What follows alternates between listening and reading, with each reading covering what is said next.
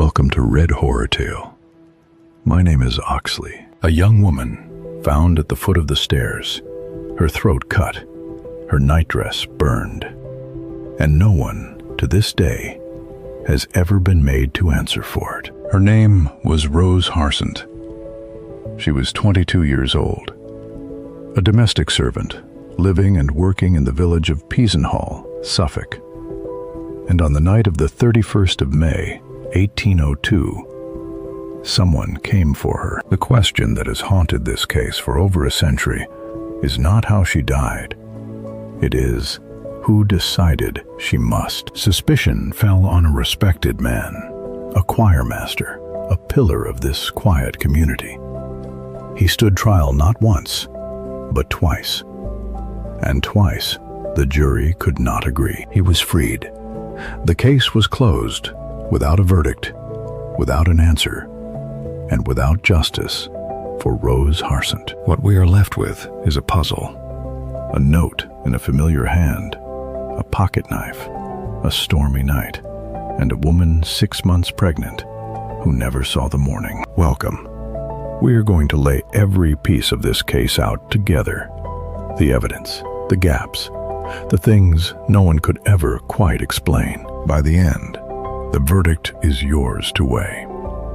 Not who to blame, but what the evidence, honestly examined, can and cannot tell us about the night Rose Harsent died. Chapter 1. The morning after the storm. The first day of June, 1902. In the village of Peasenhall, Suffolk, a door that should have been opened was not. Someone, it was said, had heard a sound in the night. They did not investigate. What that sound was, we cannot say for certain. And then, that morning, Rose Harsent was found. She was 22 years old, a domestic servant. Her throat had been cut, and her nightdress was still smouldering. Someone had tried to set fire to her body. She was also, it would emerge, about 6 months pregnant. Think about that for a moment. A secret that large in a village this small. Who else knew? Peasenhall was quiet, church-going, tightly knit, and now it had a murder inside it. Who was Rose Harsent, really? And why would anyone want her dead in a place like this? Let's open the board. The location, Peasenhall, Suffolk, England, and Rose Harsent, the victim. Chapter 2. A village, a secret, a girl. Peasenhall, Suffolk. A village so small, a whisper at one end reached the other by morning. Rose Harsent was 22 years old. She worked as a domestic servant, living in the house where she was employed. In a community like Peasenhall, your neighbors knew your routines, your habits, almost your thoughts. Rose was woven into that fabric.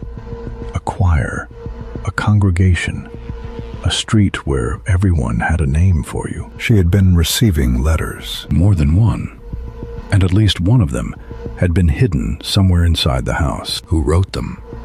We will come to that, but not yet. Think about that hidden letter for a moment. What does someone conceal, and from whom? It is the 31st of May, 1902, when Rose Harsent's body was found at the foot of the stairs to her attic room. The village of Peasenhall would never be the same. And then came the detail that changed every question anyone had ever thought to ask.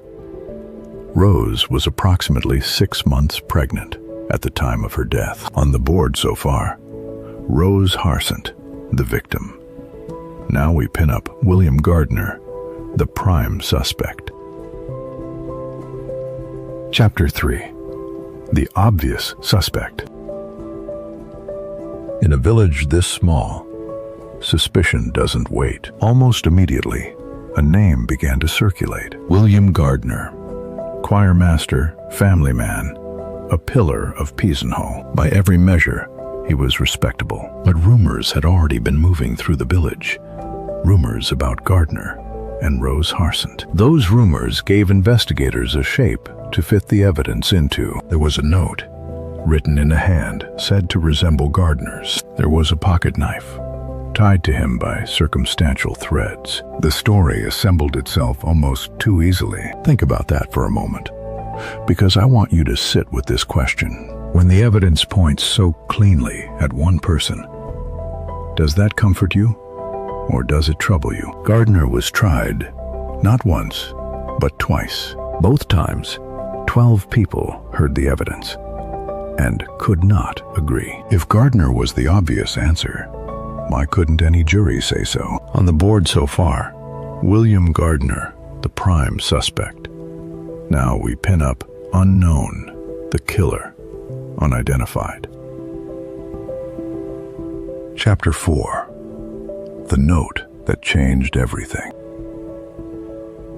Among the evidence gathered from Rose Harsent's room was a note, a small thing, and yet it changed the shape of everything. Investigators said the handwriting resembled that of William Gardiner. The note appeared to arrange a meeting for the very night Rose died. Whoever wrote it, Rose kept it. That in itself tells us something. Now, stop here with me a moment. A resemblance is not a proof. Think about what this clue actually gives us and what it doesn't. The note's authorship was never definitively established. Peasenhall was a small village, close, watchful, full of old tensions. Who else in that village might have had reason to lure Rose downstairs in the dark on that particular night? On the board so far, unknown, the killer, unidentified. Now we pin up 31 May 1902. Rose Harsent killed, body set alight. Chapter 5. The pocket knife and the fire. Two pieces of evidence haunted the Peasenhall inquiry above all others. The first, a pocket knife. The knife was connected, through circumstantial evidence, to William Gardiner, the village choirmaster. No one could prove who last held it. The second piece of evidence was harder to explain away. Rose Harsent's nightdress had been burned from the outside in. That pattern told investigators the fire was set deliberately, after she was already down. And yet, the fire failed. Think about what that tells us, and I want you to sit with this question.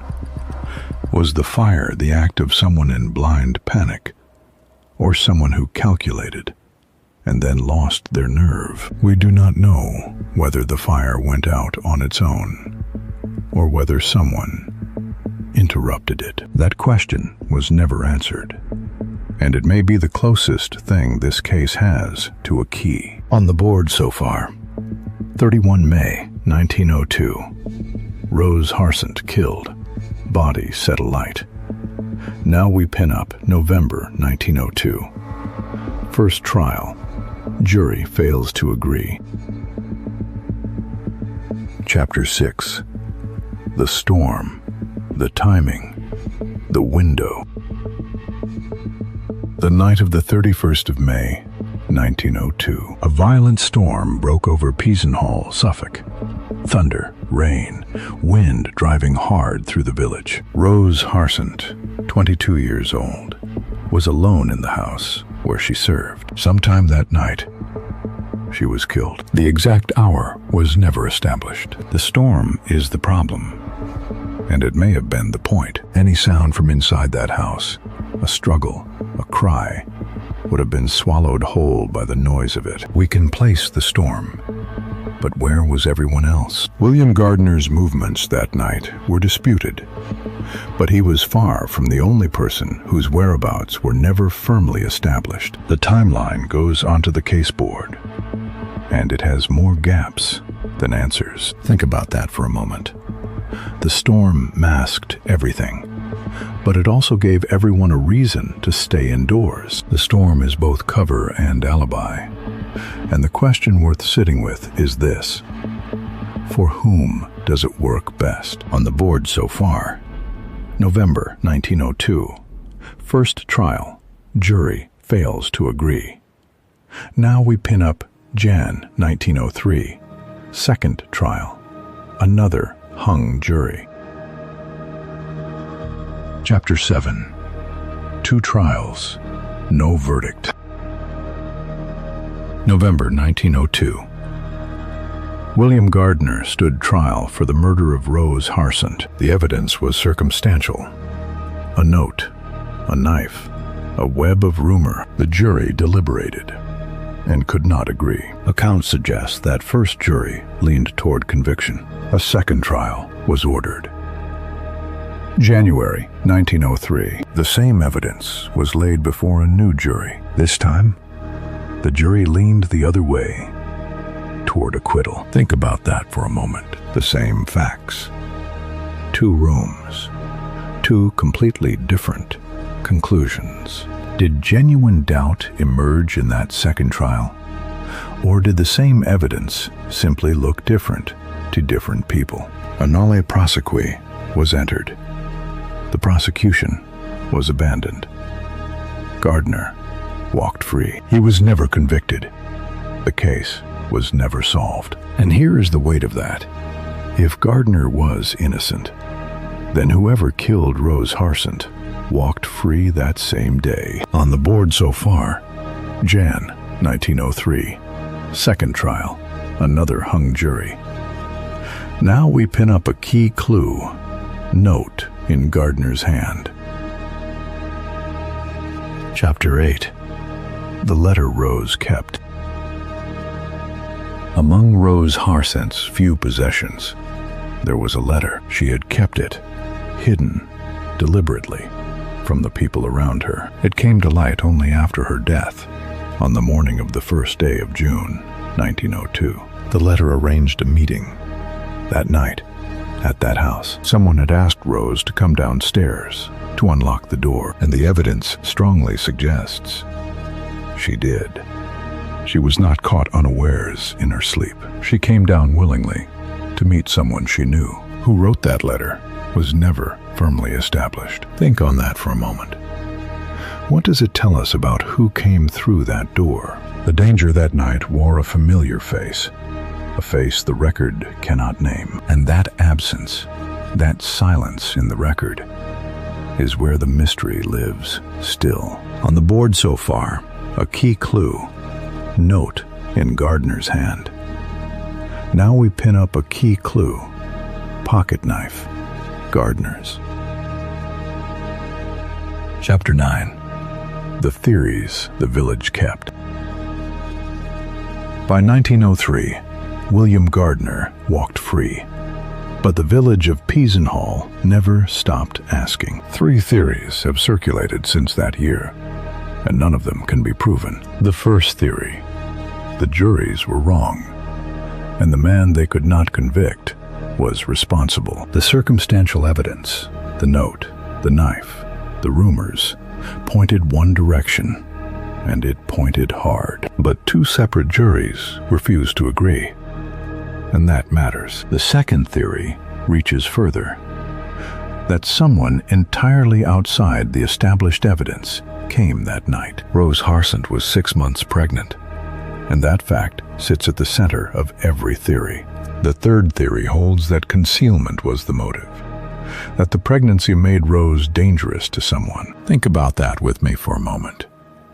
Who, given what we know, had the most to lose if that pregnancy became known? No name has ever been proven, no motive confirmed, no hand placed at the scene. Every thread, the note, the knife, the storm, the fire, the timing, remains on the board, unanswered. The identity of Rose Harsent's killer has never been determined, and one final piece of this story has never been fully explained. On the board so far, a key clue, pocket knife, Gardiner's. Now we pin up a key clue, burned nightdress. Chapter 10. The board is full. Your turn. Let's lay it all out. Rose Harsent, 22 years old, 6 months pregnant, was killed on the night of the 31st of May, 1902. Her nightdress had been burned. A note in a hand resembling William Gardiner's was found near her body. A pocket knife linked to Gardiner was never fully explained. The storm that night, the timing, the noise it would have covered, remains part of the puzzle. Two juries sat with all of this, and neither could agree. A hidden letter Rose had kept, its full meaning never settled. The motive? We do not know it. The killer was never identified, and the case has never been solved. So, here is where we hand it to you. Given the timeline, the evidence, what the two juries could not resolve, what do you think happened in Peasenhall on that night? Leave your theory in the comments. The timeline, the motive, the pieces that still won't fit. And if you want to follow the next case, subscribe below. Back to the board.